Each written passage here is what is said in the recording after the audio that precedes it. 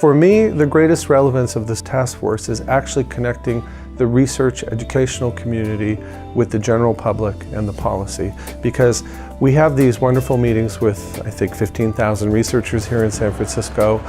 We all meet, we share our data, we know what's happening, but it doesn't have very much meaning unless policymakers can take that in and use it, and the general public is aware of it in terms of what works and what doesn't work. One of the, aside from evidence-based programs, one of the issues that we cover in our bullying task force that we think is really important is that issues of school climate and social emotional relationships between teachers and kids are really critical to reducing issues of bullying. All these are around issues of school safety that clearly in the lives of a child impact academics. We could agree to that. But the policies and the programs don't reflect them together. You either have an academic reading program, you have a math program, you have a social program. What we're trying to say is these things need to happen together. It's also what the whole purpose of schooling is about. It's not only about academics, it's about creating A+ human beings so that you have people who know how to get along in a democratic society.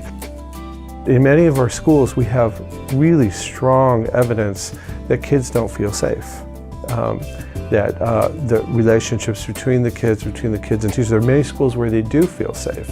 So one of the things we could learn from those schools that are doing it really well, if we use researchers and we use research to see how is it that they manage to create both a social and an emotional environment that is stellar, that also produces excellent academics. And we think they go hand in hand.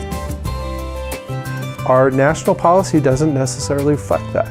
So when states are pressed for school reform measures, kind of school climate and school safety are kind of on the side until there's a horrific event and it gets covered in the news and everybody is shocked, as they should be, about it.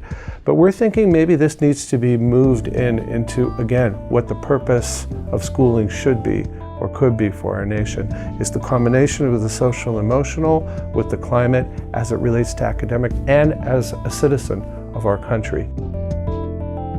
To actually create another vision around school reform that will not just include all these supports and social interactions as an add-on extra program that everybody feels would be too expensive, but as the core mission of what schools are supposed to be.